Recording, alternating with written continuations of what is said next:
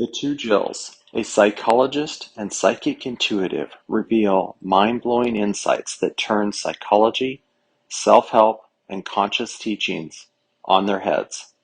Why? Because they work. Real help, sincere growth is here. Welcome to Psyched. Hello, Jill. Hi, Jill. We're going to talk about second opinions today. I like it. I like it too. I wonder if some of the listeners can relate to the idea that it's almost like there's two kinds of people. There's those that get second opinions with confidence and willingness, and then there's others that are very resistant to second opinions.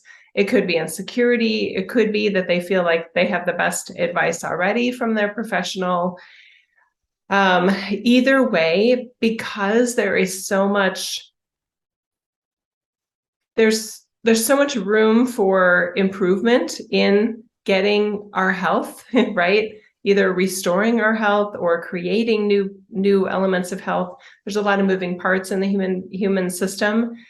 So I love the idea that we're not overly attached to one person's answer about what that means. So to me, second opinion in this context is not just for medical doctors, it's also for any health practitioner that you utilize. And getting another perspective, getting another opinion may actually increase your chances of getting the results that you're looking for. Yeah. You know, it's funny that I love that we're doing this topic, because I can tell you that I think I got more opinions on my air conditioner installation than I did on who was going to do my surgery. Mm. It's a very funny thing that, when it comes to health, the second opinion, which we would do in so many other places, so naturally, we want to know more and we want to educate ourselves. Yet when it comes to the health arena, sometimes I don't know, it's a tricky subject. It's a tricky subject. So I'm glad we're talking about it today. Me too. I do feel like there's an interesting energy pattern and relationship pattern that can happen between a health practitioner, whomever that is. Again, I'm thinking of, obviously MDs and certified nurse practitioners and PAs, physician's assistants, even nutritionists, massage therapists, non-traditional healers. There's so many different types. There seems to be a growing number, almost categories of health practitioners. And I would really encourage people to look at all of them. I love your example about getting more kind of bids on replacing an air conditioner there is some limited choices for those of us that are operating within insurance. And obviously there's a different form of limited choices for those that lack health insurance. It's interesting that when I had an elective procedure not too long ago, and the person that was doing it said, now, are you going to, I think she said something like, are you going to try to submit to insurance? And I said, no, it's elective, I won't. And then she's like, oh, okay, well, you can get an MRI. And it was like for a crazy low amount of money at this kind of independent studio or, MRI kind of facility in the town over. And I told my husband, who needed, as somebody he knew needed an MRI recently, he said, wait, how low? Like, how inexpensive was it? It's just cash pay. And I'm like, yeah. So the prices can be radically different. And if you are paying any out of pocket, or if you have a deductible or a copay, those things matter and they do vary. Well, so may the level of service. I don't know that we should go into, into that aspect of things. But you could. I think, when we're talking about second opinions, we're asking you really to look at your brain about where, if you do this, if you do tend to get second opinions when it comes to the mental health and physical health field. If you don't do it and you find yourself getting more second opinions, in the contracting sector, versus the medical sector, this is, it's about the brain. This is about the brain, why we do it and why we don't do it, right? And so some of the reasons why we don't do it is because the brain is looking at all times for the answer. It is looking for closure. The doctor said it's this, let's go with that. And now, once the doctor says something, there's a host of things that the brain, that you and the brain together start to coordinate, right? It doesn't just end there. There could be a medication, there could be an operation, there could be things that, that require. And it's timely now because I have been struggling with something for so long. And I went to, I don't know, every field. I probably saw at least 15 doctors. Wow. And honestly, I think it's more. And everybody had a different idea, right? So if you went to a dentist, the dentist said it was this. If you went to a GI guy, he said it was this. If you went to another guy, like everybody looked at what was happening to me and my symptoms through the lens of their own specialty. Okay, so you do have to get other opinions because there's no one person anymore who looks at everything. The allergist said something else, and I don't know. So yes, I'm glad that I saw all those people. None of them was able to actually diagnose what was going on. Yeah, I mean, I don't even know where I'm going with this, to be honest. I got a trillion opinions and I still didn't really have any, and still don't have any resolution. And one of the doctors I recently went to, who was my neurologist, said, I think you have this, go look it up online. And I'm like, I took the paper, put it in my purse. I'm like, nope, I'm not even going to look. I don't want to send my brain in that direction of saying now, okay, this is me. It was some chronic illness, right? And I'm like, I'm not even going to do it. And so I don't know. I'm all over the place with this one, Jill. Maybe it's no, it's okay. I think a little too close to home. Let's invite everybody and you and I to take a couple nice deep breaths because you are in the middle of something, and that is maybe challenging to have this topic today, but we'll do our best. Okay, let's take a couple nice deep breaths.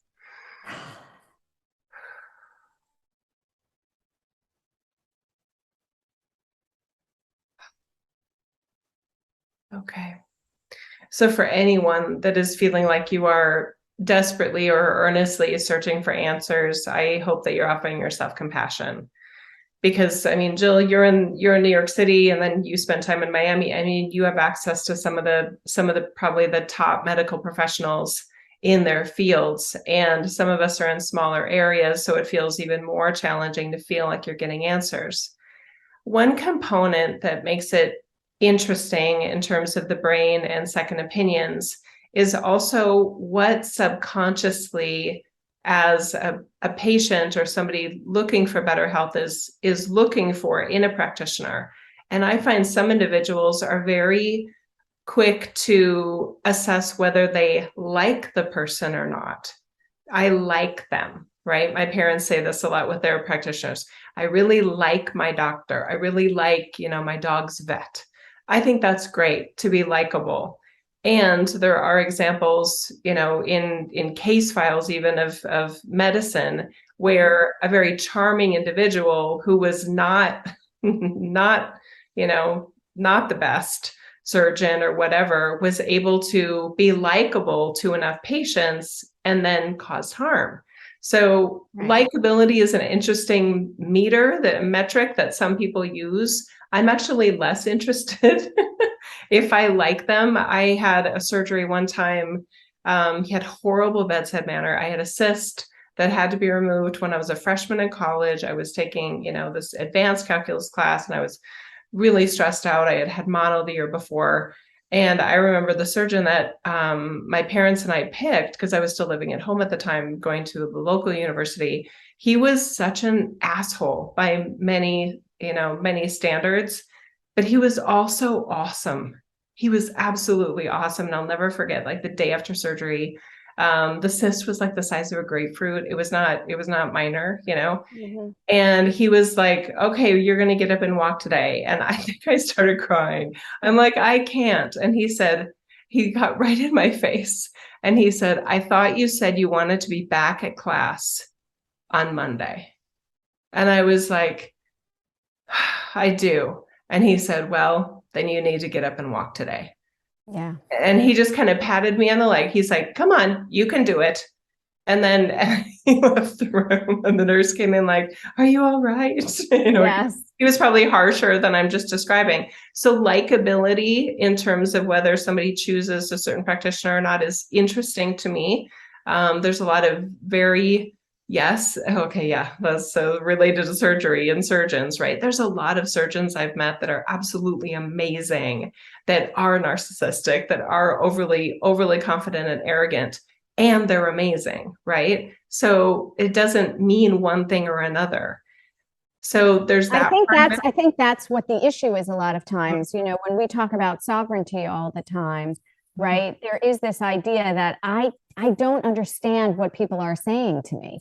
It's sort of it's like speaking another language. And so there is this idea, and it is a construct of the medical profession and our trust in the medical profession, right? There are a lot of layers here. Mm-hmm. And that's what you want. You want to look at your layers. And so there's a layer of trust or mistrust, in medical, and that usually goes with your history. How things have gone for you in the past, is going to dictate how you're viewing and assessing whatever is coming up for you now, right? And then the other aspect for this is I want someone to take care of me, right? When you are sick, especially, it's just like, yes, it's what you said. Now let's go and fix that. There is this desire to give your pain over to that person, to give your healing over to that person, right? It is what we want. When we're sick, we want to be taken care of. We don't want to be in the driver's seat, right? So it can create this, more passive, you heal me space, right? It can. It doesn't have to, It though. can. No, no, Everybody is different, right? of So course. Yes. the other part in terms of like likability, I think another metric people use is referrals and things like that. I think that's great. I encourage people to look at your gut feel, which is different for me than liking them. Is there just a gut feeling I have about whether I want to put my medical concern in their hands, or at least give them a try, right? Mhm. That ability to recognize whether you do have a gut feeling or not is so valuable in life, and definitely when it comes to medical challenges. The other criteria that some people use, so we have likability, we have gut feeling, we obviously have professional reviews and recommendations, there's referrals. The one that I've tended to use is humility. Are they being clear with, I don't like overconfidence when I already know it's a complicated issue. I don't like it when somebody is like, I know, or they're implying, I know exactly what it is. It's this. And there's a part of me going, I don't think you're right. I think this is more complicated than that. So I prefer it when somebody says, okay, so based on what we know, based on the data we have, based on your test results, whatever, it could be this, and then I'd recommend that. It could be this, and then I'd recommend that. If it were me, I'm recommending that we start here and see if that works. And if it doesn't work, then we'll re-explore. I like the authenticity of it. I like that they're not pretending, oh yeah, I can fix this with this, right? I've seen that in non-MD professionals too. I know exactly the right supplements, and that's going to fix it for you. And I'm just like, it's just I get annoyed at the overconfidence and the oversimplification of what is often a really complex problem. Yeah. Nobody's textbook. No, nobody is textbook. I mean, my doctor, the first guy I went to, he said, oh, it's definitely this. And I'm going to, I'll take the swab, whatever, the cultures and whatever. I'm like, it's not that. I'm telling him, I'm sitting there. I'm like, I'm telling you, it's not that. And he's like, yeah, it is. It is. And of course, we get the test results back and it's not that. And he's like, okay, so good news, you're clean. Like, clean of what? Something I didn't have? Like, I'm sick. There's no clean here. Yeah. It was hilarious. It was hilarious that it's like, if it wasn't what he thought it was, then obviously I'm fine. It wasn't like we should dig deeper in this. Obviously, I left that guy, right? And then I had to find another internist, and I started telling her my symptoms, and she says, "Oh, stop with all that. I'm just an internist. I refer out for all that." So I was like, okay, it was hilarious, and I'm. Again, let's get back to the second opinions. This is a topic I digress on a lot. I can get us back on track, Jill. I think but I think there is something when we don't have confidence, there is something about someone else's confidence, not with my guy in that position, because I knew he was dead wrong, but there is sometimes when I go to someone and they do have confidence, not so much in knowing what's wrong with me, but in their abilities to be helpful. That to me is appealing. And it's when I'm at my low points, because I'm seeing whenever I'm going to a doctor, I'm in a very vulnerable position, right? I am not well. I am not working with all my cylinders. This is not, when I'm working with a air conditioner contractor, I see one and I take notes and then I'm like, you're out of here. And then I go to the next one and I say everything that other guy said to me. So, and then I'm getting new information and then I get rid of the second guy. By the time I've met my 10th guy, I know exactly what I'm asking for, exactly what I want. And it's very specific and clear. Mm-hmm. When you're dealing with medicine, you don't get, the more you dig in a weird way, the more, I say that a lot, I've noticed, but the more you dig, the more questions pop up. And so for me, this last round, and you have to watch your susceptibility, because this last round of doctors that I went to, I had actually started feeling better between the time they took the tests and the time, 3 weeks later, because nothing happens in real time in medicine.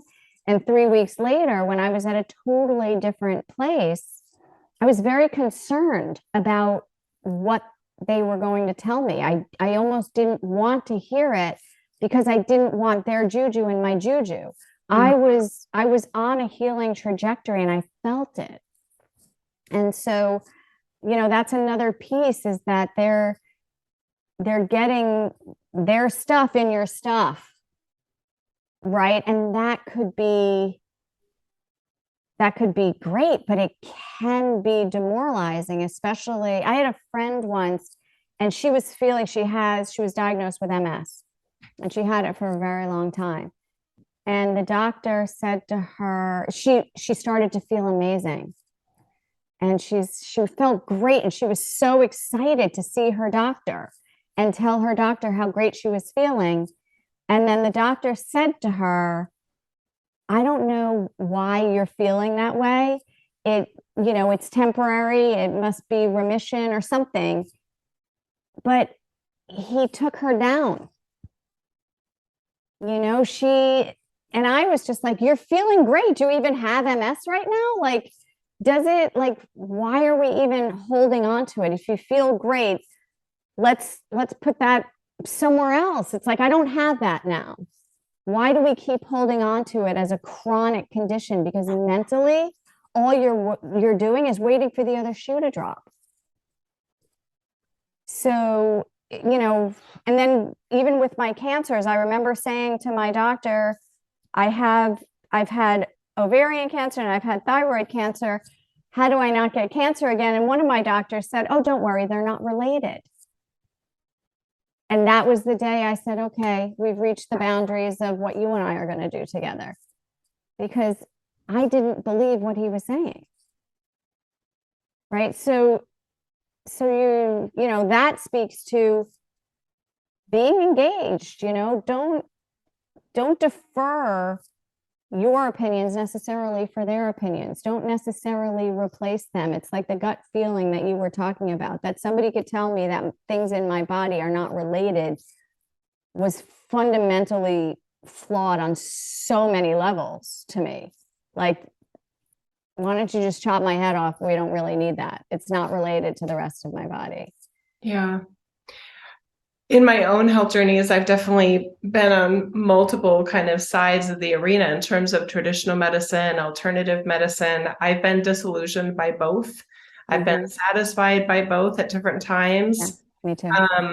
And it's just, there's a, I want to say humility about it all, that when I do have something wrong, I feel like at 52, I no longer have this expectation that, oh, I'm going to find exactly the right practitioner and they're going to fix it for me. You know what I mean? Yeah. There's this complexity that I have a deeper appreciation for than I did 10 or 20 years ago.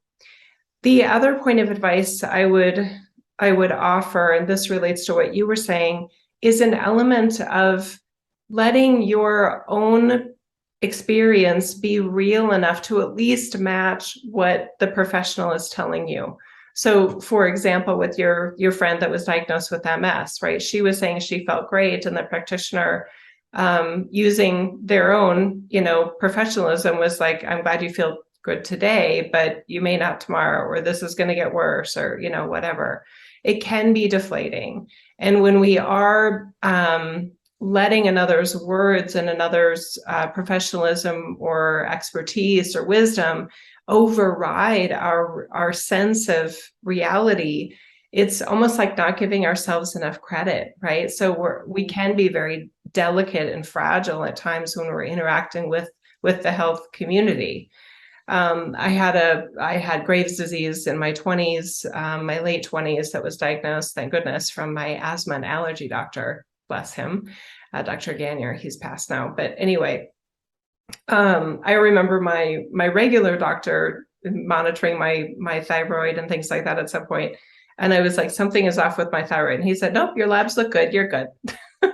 I was just like, but I'm not. You know what I mean? Yeah. So I had this sense of awareness of, I know the numbers for you are saying something, but I don't feel that way, right? So then, I found some other options with a certified nurse practitioner and functional medicine and all those things. But again, there is no holy grail. And I get nervous when somebody says, oh, I found the answer. And I really hope they did. But there's a part of me going, I really hope you did, because I don't know if that's even possible, right? So betterment, trying to adequately get something diagnosed is so important. And sometimes even if we don't get exactly what we need, we still get improvement. And to celebrate that improvement where we can. And that's the example to me of your friend, right? Who somehow is feeling better, and that is great. And hopefully that does continue for her. So the knowing and trusting yourself, I feel, is really important. You mentioned about when there are times that it feels like you're in a foreign language situation. It's so valuable to bring a friend, right? Somebody that does somehow feel more confident, or actually does have some training in medical, or at least, because there are people that have white coat syndrome, right? The language the person is using is actually, like, understandable, but somehow their state of presence for some patients can be just a state of just, all these, nice softballs, just kind of missing them all over the place, because their sense of self is so rattled because of not feeling well, or because of, whatever. So here's another person that's going to let me down. Bringing somebody with you that can be another person to ask questions on your behalf. I really enjoy going to the doc with my kids, or with my mom, or whatever, just to be another person that's there for them. I think it helps them not be so rattled too. So that's another part. What other tips do you have, Jill? I think that it's a great tip, honestly, because a lot of times you get out of there, and you're like, I didn't ask that. The first person you speak to is like, oh, did you tell them this? I'm like, no, I forgot. right? There's so much anxiety, right? That can, just cloud your ability to think. And everything, when you're in that state, you're like, okay, that's, there's a smooth talking person here who seems to know what's going on. And you get out and it's almost like, did did I just get gaslighted? Like, did I just like, did we address anything that I thought we were going to address? It is so weird the way that can happen. I just realized I want to make sure that people can hear me because my microphone is falling. Can you hear me well, Jill? I can, and it is better now. Thank you for doing that. Okay. Yes. I'm just going to keep it here. Better. So yeah, I think my parents have asked me from time to time, they're like, or maybe the siblings have asked me from time, to go with my parents, because every time I ask them for information, it's not clear, that they actually discuss some of the things that I thought were important to discuss. And my kids will also, when they're going for something new, my daughter has migraines and she's like, can you please come to my appointment with me? And I do think it's moral support, but it's also, this, I want to make sure that I'm getting everything I can out of this appointment and not just kind of be like, have a mushy brain while I'm trying to deal with everything. So I think that's good advice. When you can't bring a friend, another thing I found works really well, or bring somebody that can be another support system, bring notes. I bring notes so often about the questions ahead of time, so that I have kind of a game plan of, am I going to remember that I'm having, this challenge too, and is that related or whatever? There's that part as well. The other part I want to mention, and this one might be uncomfortable for some of the listeners. Are you asking unwittingly your practitioner to also be your therapist? And what I mean by that is so many individuals, when it comes to their health, maybe their loved ones have stopped listening to them, right? And they need someone to talk to about their health. And there's the health practitioner that's going to help you hopefully solve those problems and address those symptoms. But then there's also the how much do you need to be heard part. And sometimes a traditional therapist is just wonderful for that, right? Yeah. Because it's given the current landscape, I don't think we're going to change this, of these health practitioners having a very limited amount of time, right? And I'm sure that I have it with my work. Some individuals, I can tell what they really want to do is talk. They don't want to hear my advice. They don't want to hear my strategies. They want to vent. They want to they want to release. They want to, spill their guts. They really want to I just need to talk about this. And that's to me, what therapy and counseling can be so great for, is you're paying someone to listen to you when other people, for whatever reason, feel like they're not listening to you anymore. So if you feel not heard by your medical professional, it may be helpful to ask yourself, what am I asking them to hear? And is that appropriate for those office visits in the limited amount of time I have, right? Anyway, so that might be helpful. It might be a win-win situation for everybody. If somebody needs to be heard about something and it isn't specific to the challenges you're facing or updates on your health, and it's about totally other things, that's an indicator that your subconscious is longing for somebody to just listen to you, and therapy and counseling can be a great solution for that. Jill, have you found that too? I'm curious. I think that that's an important thing. I don't think therapy and counseling is, as when I was working, specifically in like a outpatient, therapy situation, if people were coming to me and they were just, it's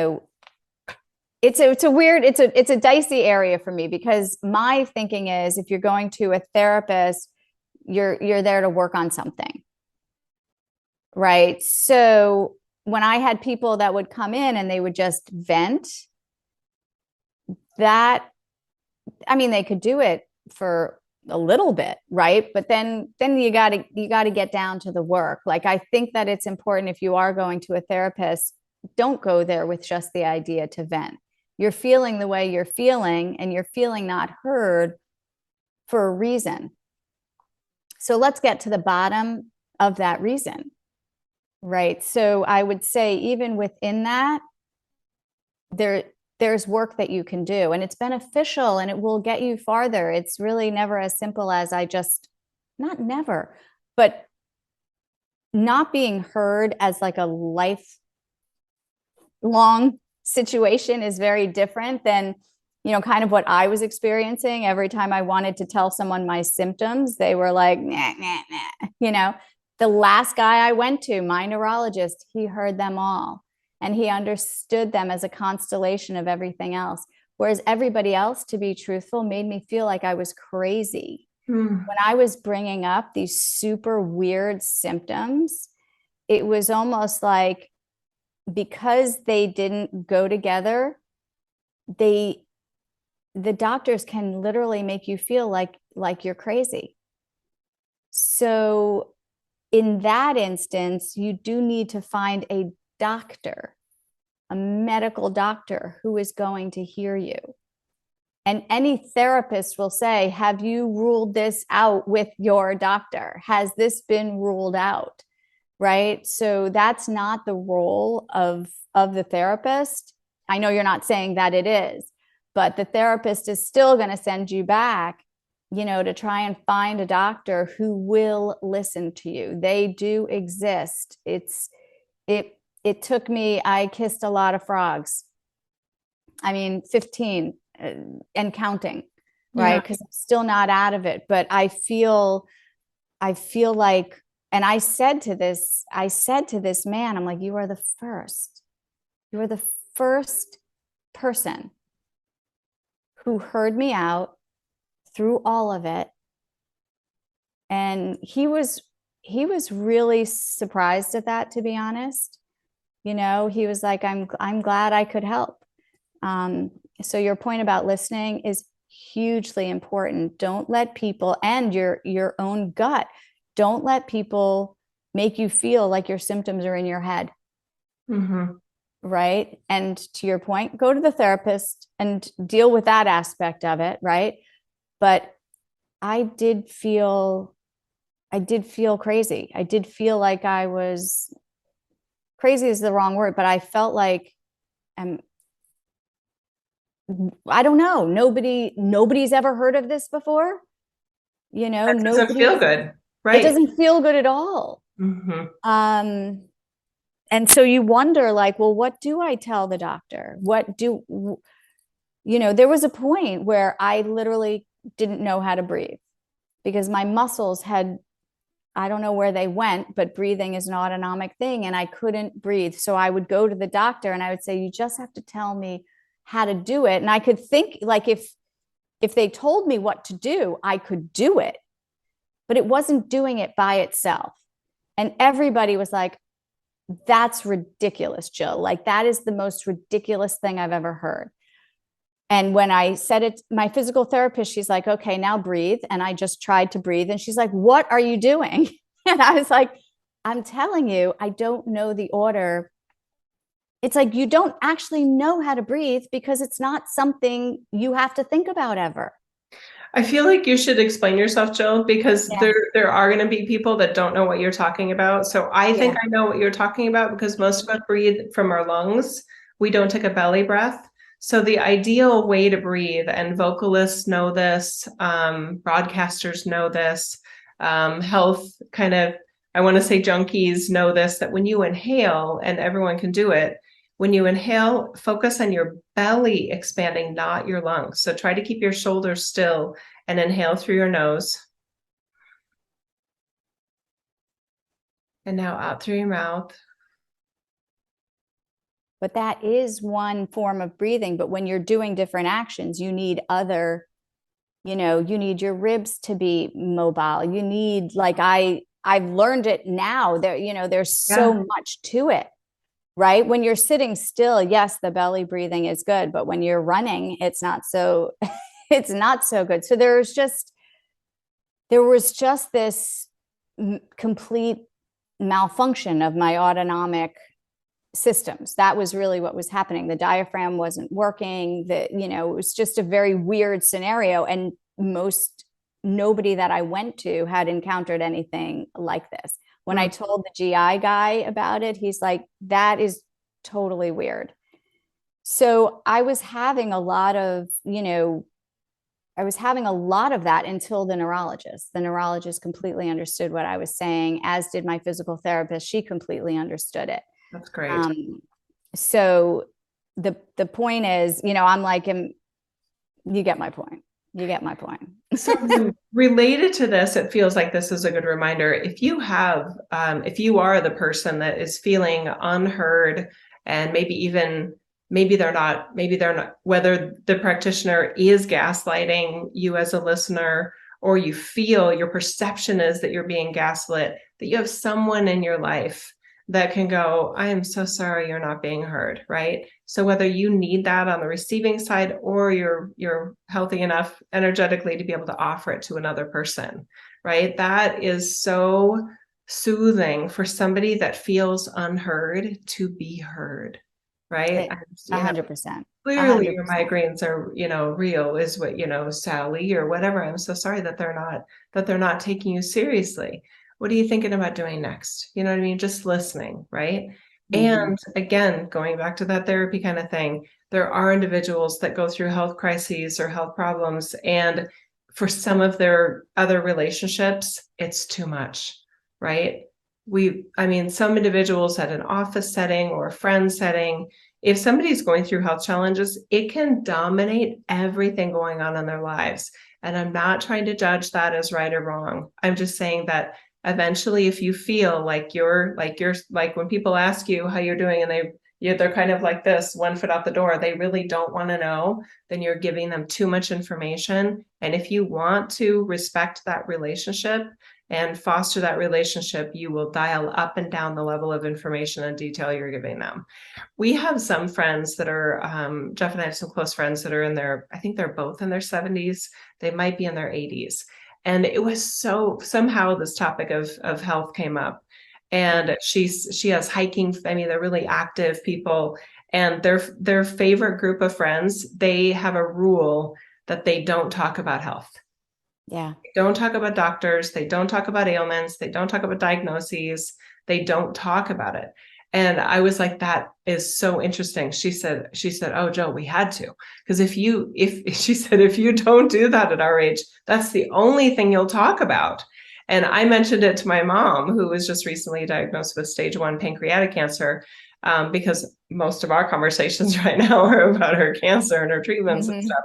And I'm like, maybe we at some point want to have a rule about it. Some points when we get together for lunch or dinner or whatever, just to have another dedicated space for what else is going on in our lives. Because that isn't the only thing going on. But if we allow it to, and I know I've fallen into this too, it can feel like the only thing going on, but it doesn't have to feel that way. And I just like to respect our choices and our authority, our sovereignty, and reclaiming the other ways that we are also operating.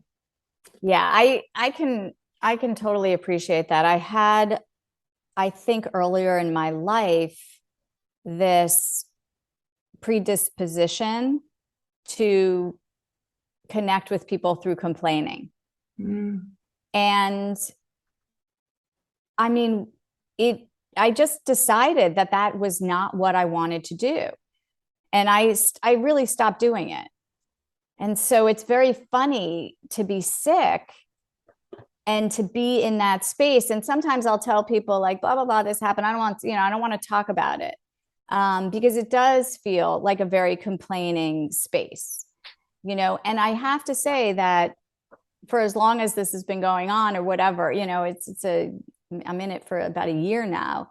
I feel like I've done a pretty good job with my group, to not to not really dominate it. And the funny part about that is I actually I'm very proud of myself because I know what I've been going through, and I've also seen how full my life has been even while going through that.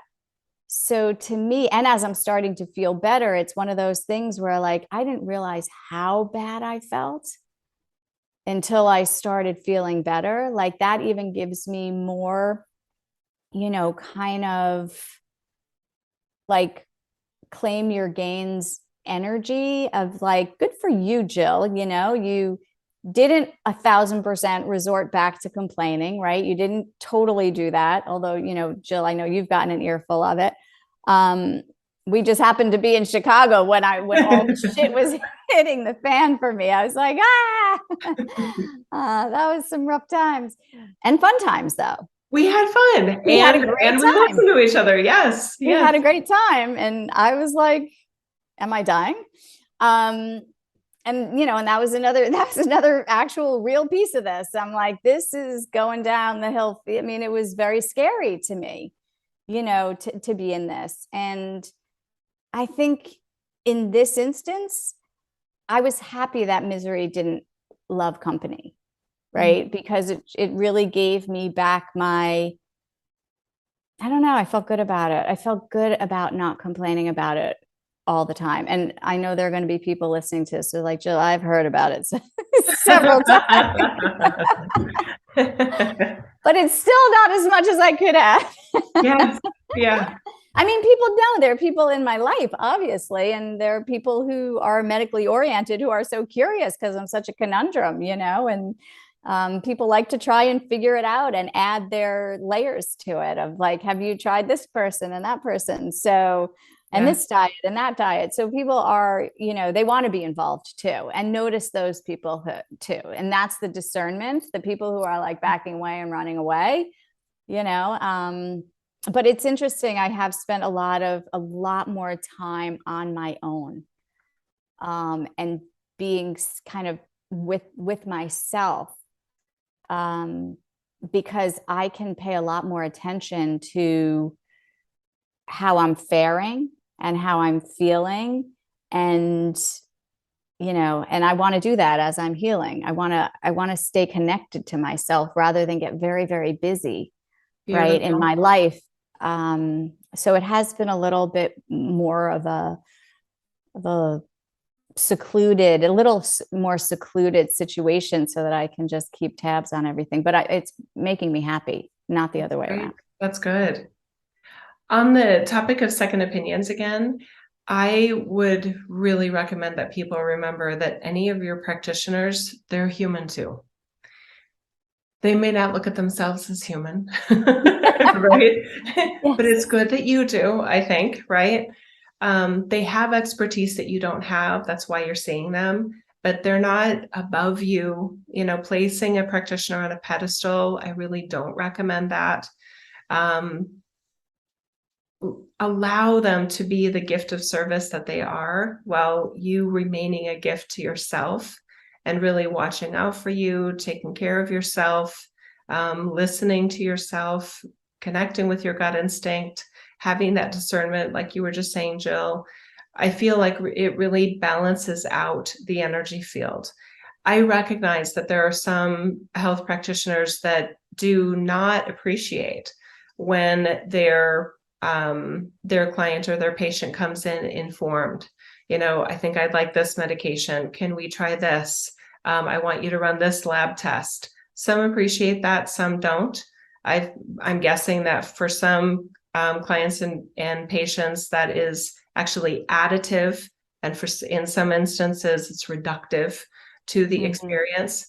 I completely respect that. And if you're one of those people that your thyroid, and if they're only ordering the T4 and not the TSH and not the free T3, all the other forms of thyroid testing they can do, if they don't know that, then you may know more about you and what levels are useful to have in order to manage your thyroid or whatever than they do, right? Does that mean they can't contribute anything? That's for you to decide. You're hiring them.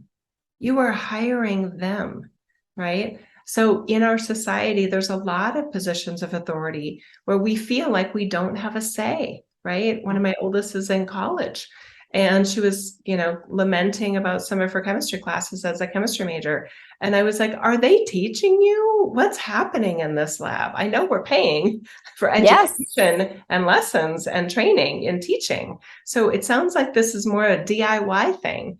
In this particular situation, I'm frustrated just listening to this, that you're not getting the answers and the education and the teaching from this professor. And that bothers me. And once I pointed it out to my oldest child, she was like, oh my God, yes. Because she was taking it personally that she didn't know what was going on. And I'm like, did he teach you? I mean, like, what the fudge, So there's some of these positions of authority that we have in this world, probably religious leaders too, whether it's a priest or a rabbi or something. They're automatically by society put on a pedestal. And sometimes that can probably work great, but sometimes it doesn't. And are you going to be there for you to advocate for yourself in those instances? I wish that wasn't necessary. I think it is. It is. It is. And there is somehow this shift of you are the consumer, but somehow, even though you're paying them ungodly amounts of money, right? There's this idea that they're doing you a favor. And I always feel like if you're leaving me waiting in a waiting room for like an hour or more and you don't say anything, or there's not been an emergency, or like, that's a huge red flag for me, right? Like, I have an appointment with you and I can't get in, right? So there's just this, how you're treated matters. It does matter. It matters that you're respected. You should be respected. And even when I'm saying things that are, maybe strange, they should be taken in rather than dismissed. Yes. It should Ideally, be new data. Yeah, it should be new data. Right. And so if someone isn't taking in, I'm watching this show right now. It's like Fleischman is in trouble or something. It's actually a really interesting show about a divorce, but he's a doctor, and he in his medical field, he's like, listen, he's teaching, the residents, he's like, listen to the patient. And then he is getting, going through a divorce and things are happening with his ex-wife. And he's like, I wasn't listening to the patient. He's looking back at all the things that she said and has been done, and he dismissed them. And it was just a very interesting moment where his life as a listen to the patient, and he's like, I wasn't listening to the patient, which is so interesting. That's such a great point. Yeah. Somebody that listens, those things are important to me too. Office efficiency. And I totally understand, Jill and I have both been in the, patients in the medical field, clients of nutritionists for a long time. We get it. So no one needs to explain to us that there are some reasons why an office works that way, that, there is an hour wait if your OBGYN had, whatever going on, the surgery. I get it. But I do believe that there is another way to operate those offices, that when you check in, if you already know there's 2 people ahead of you that had appointments 2 hours ago, I feel like it's respectful to say, right, the doctor's running behind schedule. I just want you to know, right? I mean, why not have those? They're not customer service oriented things. I'm not trying to, I just had an idea that would be kind of cool though. At a restaurant when they hand you the paper, or they text you, we'll text you when he's ready. You got to be here 20 minutes or the next person's going to go. Okay, I got it. Right. And again, we're in certain pockets of certain industries, certain organizations within society don't play by those customer service oriented rules, but they could, right? So for a while with my OBGYN, when I had my second daughter, I would call. If I had an appointment at 9 a.m., I tried to schedule early in the morning as possible because one morning, I know the domino. long labor and, so try to schedule early. But if I had a 9 a.m. or 10 a.m. or whatever, I would call like before I was about to leave or whatever, saying, hey, I have my 8:30 this morning or whatever. Just wanted to make sure, is there anything disrupting the schedule that I can know about now before I leave? And sometimes they would say, oh, yeah, it looks like you probably won't get until 9:15. Great, I'll see you then. Right. There is this feeling like if you're waiting there, right, there's angst, you already have your issues, you're going in with something you need to discuss, right? But then you're amongst all these other people who are also waiting, and you can't not feel rushed. That doctor has got to be rushed. I love when they're looking at the screen, they're asking you questions, it's all written right there, but they didn't read the chart before you got there. You sent all your medical records. They didn't look at anything before you got there. I had scans, blood tests, everything went everywhere. People were asking me the most ridiculous questions. I'm like, did you even look at the chart? They don't have time, so look, there's everybody knows what they're dealing with in the medical field. I think when we're really, when we're talking about second opinions, I think it goes to why do you get them for yourself? What are the reasons why you do get them? What are the reasons why you don't get them? Right? Those are the things that you want to see what your brain is queuing up for you, in terms of from just logistics, like I don't have time or I don't have the resources, or a lot of times it takes weeks. I had an appointment with a neurologist that I couldn't make it for a month. And then like 3 days before the appointment, they canceled. And the only one they had was like a month later. I literally called this guy, the one guy who listened to me the entire way. I found him in the phone book because he was 6 blocks from my house. And I'm like, I need to see this guy. I need to see somebody. Like, I can't wait another 2 months to get this taken care of. And I literally got him out of the phone book, and he was the guy for me. He had an appointment that day. I walked over, and the rest is history. So it's so interesting the way these things work. We think I have to wait for the guy. I have to wait 2 months. Yeah. You know what? Wait 2 months, make that appointment, but also make another one. Yes. That you can find the quickest one you can get, because you're just compounding your anxiety by waiting for the doctor who was referred or whatever. Just stay in there. What I say, pepper the field. Yes. And, throw spaghetti at the wall and see what sticks. That's good. Another related area of second opinion is the exercising of your free will, right? I had atrial fibrillation that was happening for me when I was 50, I may have been 49 at the time. AFib is very common as we age, but it is less unusual. It's less common in somebody in their late 40s, early 50s with otherwise fairly good health, knock on wood. And with the AFib, there were a lot of different, procedures and approaches that we could take. There was definitely one doctor and I'm in a town that's big enough to have 2 hospitals. And that's about, and quite a few cardiologists, so it's not a tiny town, but it's not like New York City or LA or something like that. Anyway, there was one guy that everyone's like, oh, you should go see him. You should go see him. So I got on the list. I was referred by my doctor, so I think I got in, and based on my, results, they were like, yeah, you need to get in fairly soon. So I got in fairly soon, which is great. But I just didn't get a good vibe from the office staff, from him. I didn't have to wait that long in the office, but I just got this kind of creepy vibe. I didn't want to go into detail. I was just like, I don't feel good here. Anyway, so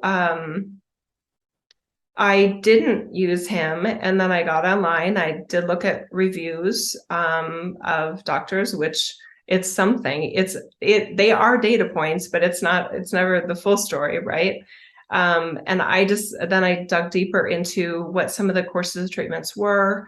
I liked the idea of it's like a cryo kind of version of changing the structure of the heart and the valves and the way the electrical system is working in the heart. Anyway, so I ended up going with somebody else at a different hospital that my insurance covered, thank God. And it ended up where he tried that procedure 3 times. And the procedure that I was so excited about, the cold version of the treating AFib, didn't work for me.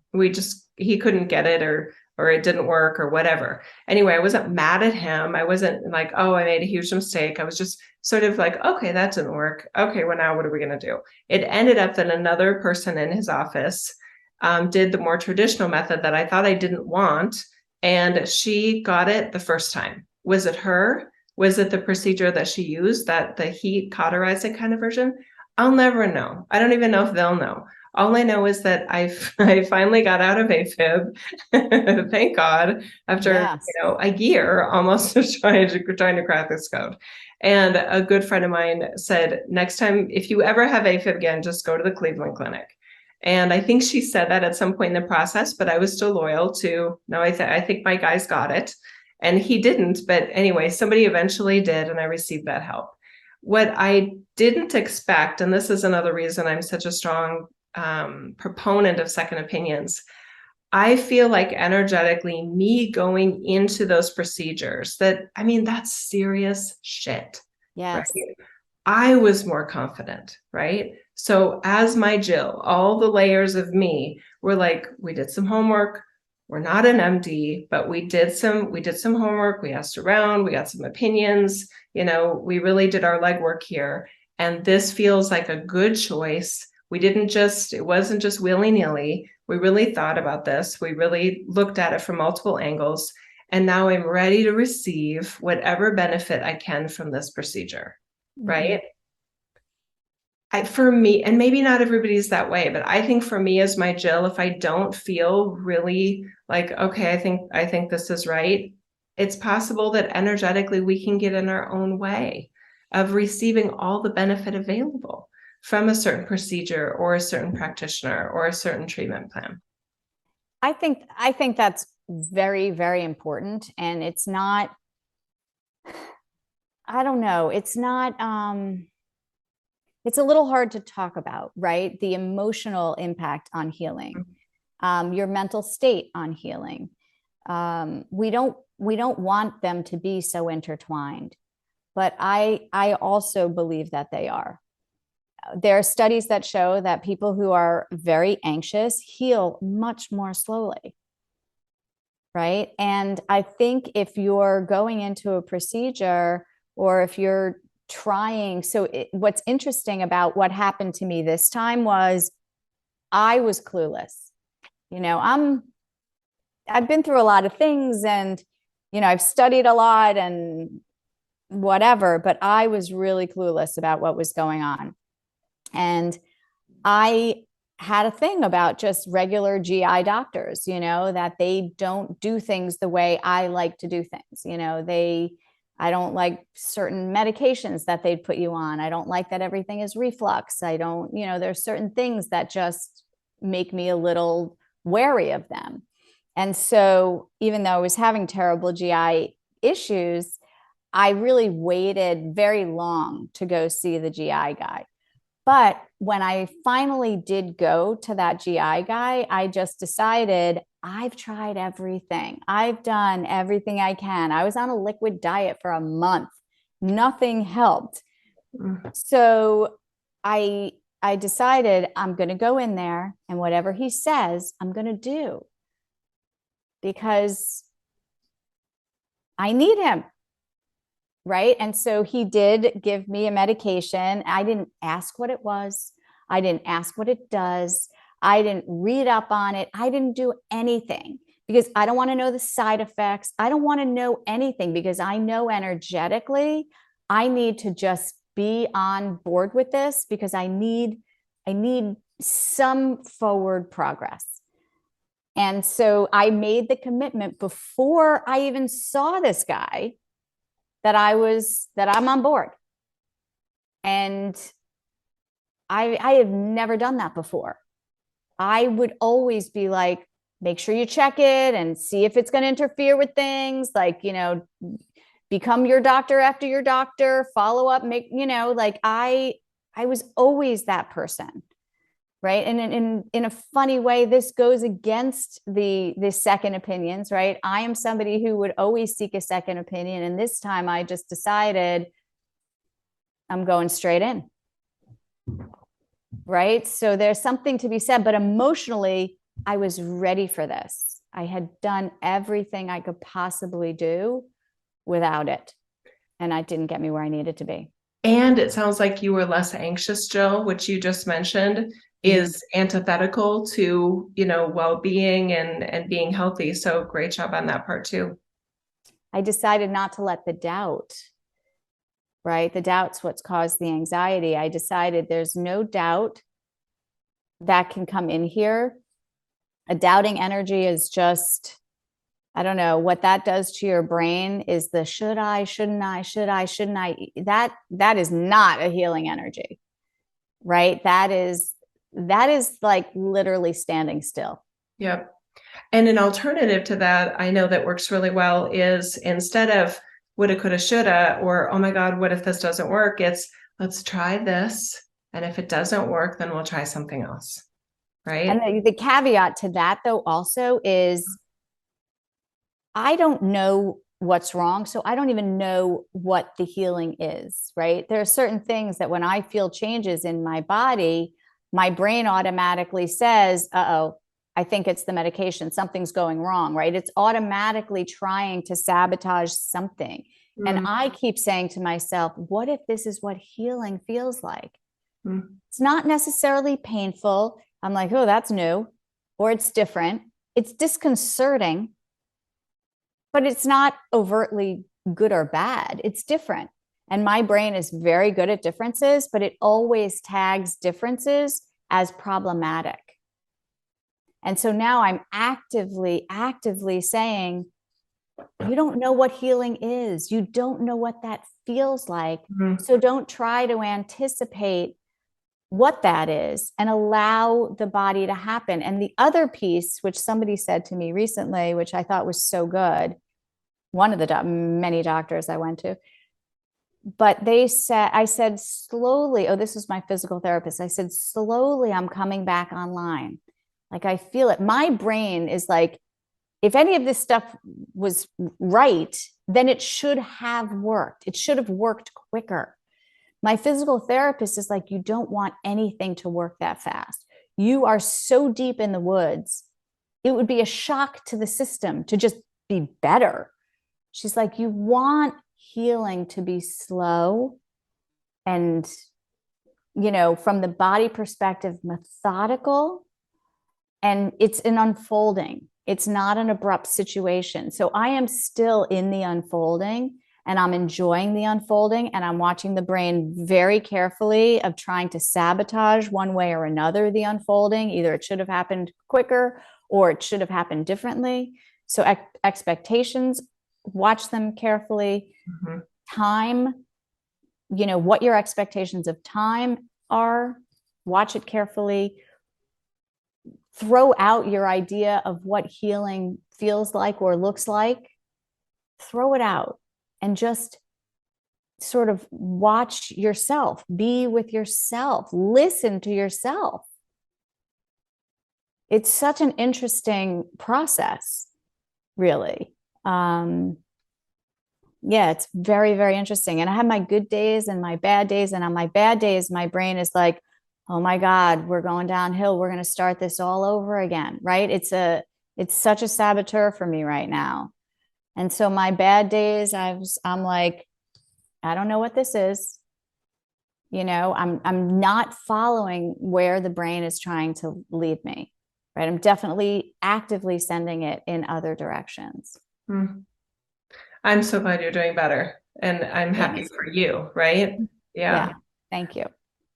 Another part about the second opinions, I love that idea I've been served very well. And I know I've watched other people do well with this approach of be open, but also know yourself, right? And you touched on this earlier, Jill, in terms of your own maybe sensitivities, or when you're feeling like you need to, sometimes we need it sugar coated from our Yes, practitioner. sometimes I we do. had Lie a to me. I had a nutritionist one time that I had to tell her, I said, I hate to admit this, but I need you to be really careful about how you say things like, steroids will do this to your system, right? Because I am asthmatic and I need inhalers sometimes that are steroidal inhalers. So there was enough of my work with her that made me, because I didn't know that before, that steroids are bad. And maybe I'm exaggerating what Connie knows and what Connie says, but that was my takeaway, is that avoid steroids at all costs. It has other complications than your gut microbiome and all these things. And it was just like, it made me nervous. So then when I saw my asthma allergy guy, and he had my lung capacity, my lung function was horrible. And I'm like doing all my things. I'm walking the dog, I'm functioning and doing my normal stuff. And he's like, I don't even see how you're able to get through the day with this little lung capacity that you have, given the breathing test that I did. They had me do it twice. And he's like, yeah, you're like, I don't know what the number was, but it was horrible lung functioning.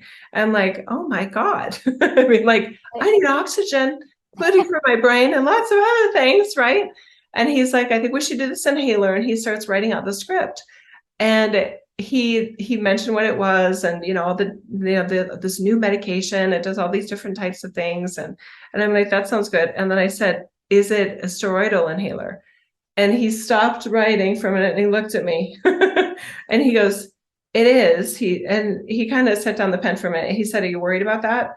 I said, I have this in my head that steroids are something I want to avoid. And he said, okay, let's talk about that. A lot of folks that feel that steroids are bad, and I'm totally going to mess this up, but it was something to the effect of, the amount that you're getting, Jill, is like 1/1000th in this of what you'd be getting from an oral steroid that you'd give to somebody that, is trying to get over bronchitis or something like that. And I was just like, oh, he said, it's a tiny amount. And let's just see if it helps you breathe better before we judge it. I'm like, okay, that's fair. That's fair, right? So there was something about, and I was, so I admitted to Connie, I'm asking you, right, to be careful about how you say things, because there are other choices I have to make, and I'm not you, right? I have asthma. I don't play tennis 5 days a week. I don't, this is that. So for me, the cost benefit of anti-steroids might be more than worth it for me. But is it ideal? No, but neither is having asthma, right? Right. Neither is having no oxygen, Exactly. That's why that's the same as the GI guy, right? It's Yes. like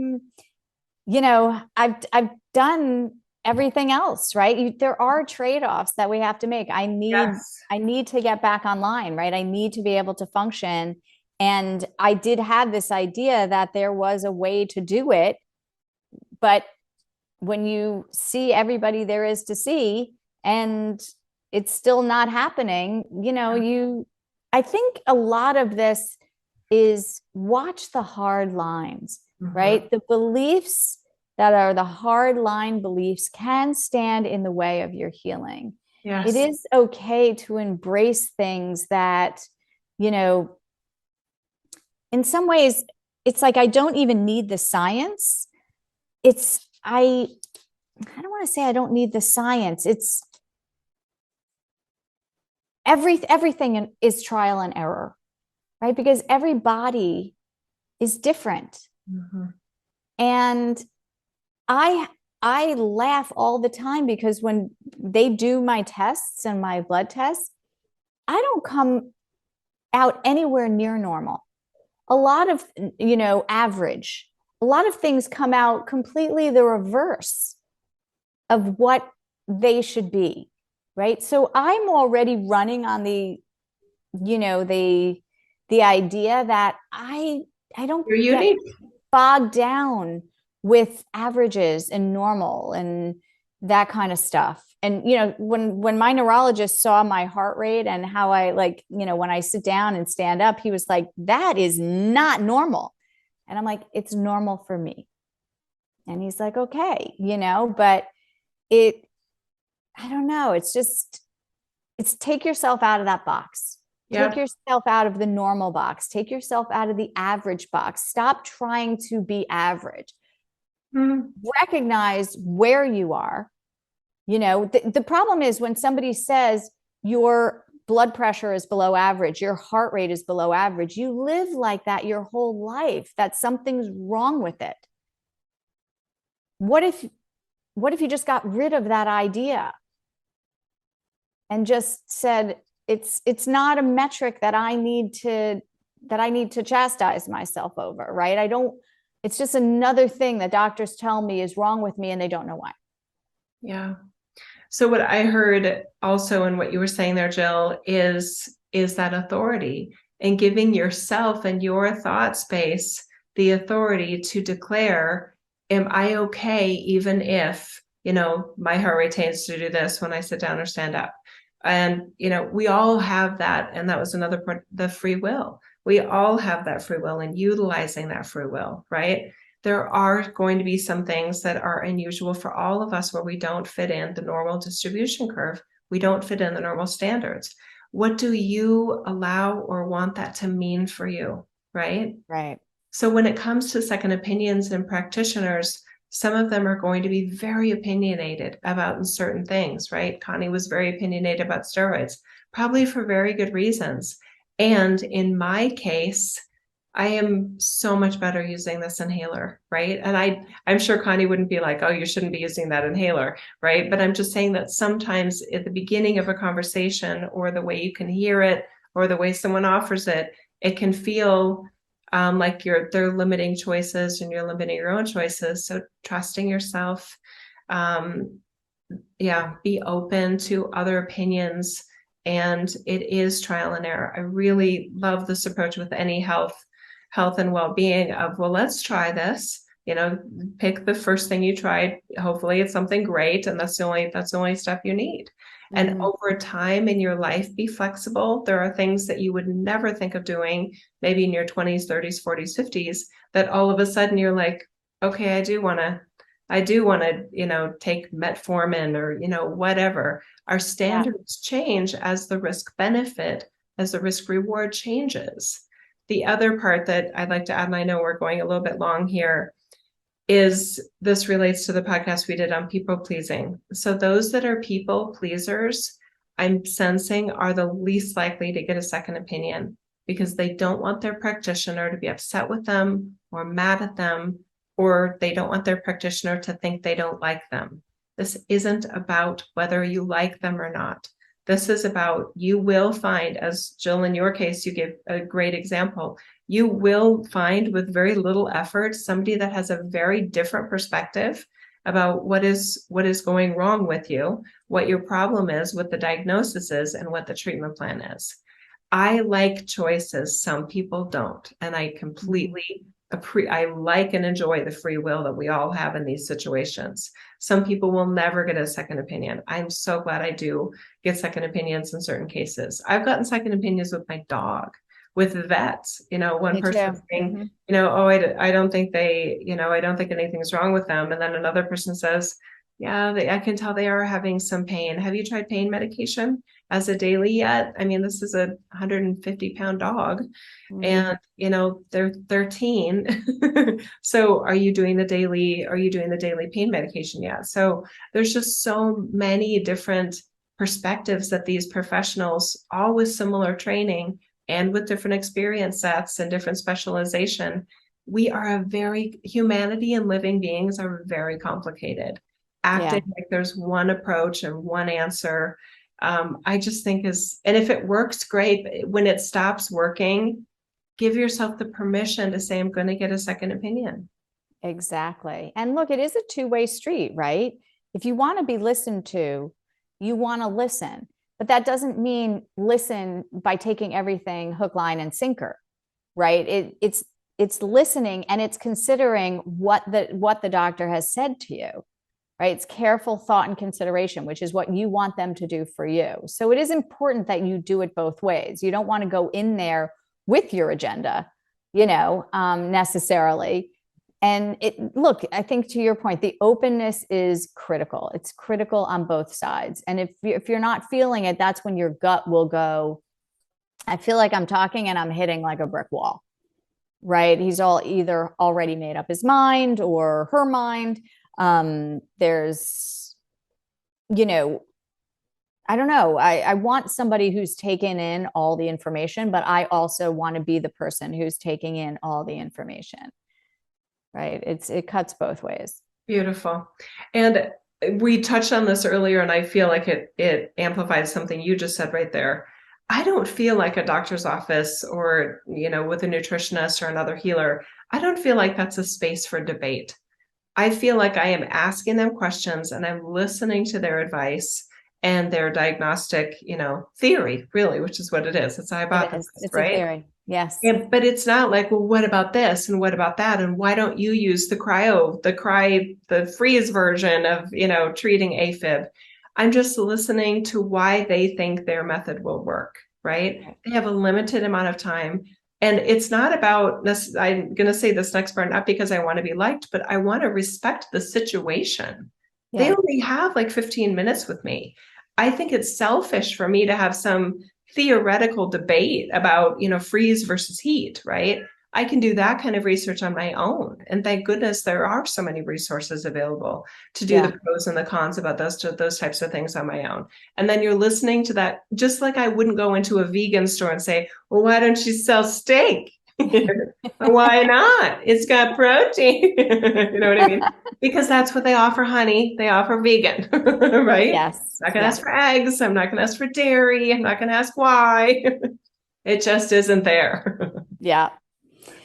Well, so for everybody listening to this one today, I just want to say that you got a big dose of my shenanigans, right? Like I didn't know what was going to come out, when we decided to do this topic, second opinions. But I think, look, we're human and shit happens. And, and I think if people, are hearing, there's the second opinion piece, but there's also my very personal, saga, on here as well. And I'm I know that there are going to be people listening who are going through their shit. And it's like, we hear you, we get it, stay the course, stay in there. It is dogged. It is hard. It's disheartening a lot of times, but it's just, I just feel for everybody who's just going through shit. It's a lot. Me too. And it can be just overwhelming, and it can feel like the only thing going on in your life. I would recommend for those that feel they feel like that health emergency or that health crisis, this is the only thing going on. I would really encourage you to give yourself a break from that by, whether that's comedy, looking for reasons to laugh. Look for ways to give your entire system a break from that pain or from that searching or that investigation where you can, because it is so overwhelming, right? It hijacks your brain. I mean, I was literally thinking about nothing else. Even while I was walking around, buying my coffees, the whole time I was like, oh, I feel that. Oh, I feel this. Like this was a 1,000% brain hijack immersion, like old, obsessive stuff that I haven't had in a very long time. Mm-hmm. And so it is still about the brain. It is still about, yes, you can be sick without obsessing over it for every moment. That's still the brain's, you're still in control of that brain, is what I'll say. And so the brain work that, that you and I talk about, Jill, is so vital. And honestly, it's kept me as together as I could be.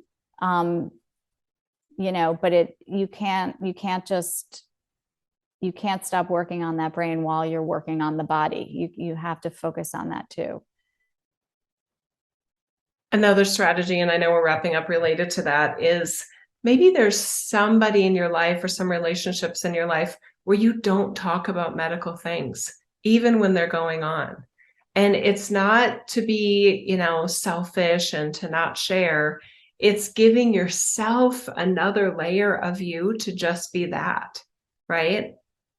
I don't know if I think for me it makes sense, but it may not to everybody. But if if you do have a health emergency going on, and that's what you're talking about with everybody that you interact with, professionally, personally, family, you are bringing in, not you, Jill, but just then an individual doing that. You're not giving yourself an out for having any other experience of you, right? Yeah. And there are other ways that you can be you, right? So I know I'm more of a withholding kind of person when it comes to health, even when I have health things going on, and eventually I'll, as an adult, like with the AFib, I didn't tell my parents right away. Obviously Jeff knew. But as I was, figuring out what, treatments I wanted to pursue and that sort of thing, I asked them not to tell the rest of the family. I didn't want them to worry, number one, because I don't think it is something to worry about. I also didn't want it to be the topic of conversation when we all got together, at our vacation place on the lake, oh, Jill, what's the latest? I don't like to talk about that stuff with everybody. Yeah. It's just a personal choice. And again, there's the free will. We all have that option, and we all get to make our own choices and who and what we are with everyone in our life. Yeah. Yeah. Yeah. It's rough, It's rough. Yeah. It's complicated. it's complicated. I want to say it's complicated. Yes. Yes. I'm rough so is glad. something. Thank you for sharing, Jill, what you did. It's such a great example of sometimes it does take more effort to try to get the results that you deserve, and try to, in other words, results of feeling better and feeling good. And I'm so happy for you that you found the right person. Thank you. I appreciate that. Yeah. I don't know. I think it's a wrap. All right. I'm laughing because like second opinions went all over the place, right? It was just this like I tried. No, you were very good. It was me. Let's call I it love like you. it is. I think it added a lot. Literally all over the place, but I think people will hear it in just so many different ways. Is very, very uncontained, thought stream here today. I think in a good way. Thank you so much, Jill. I love you.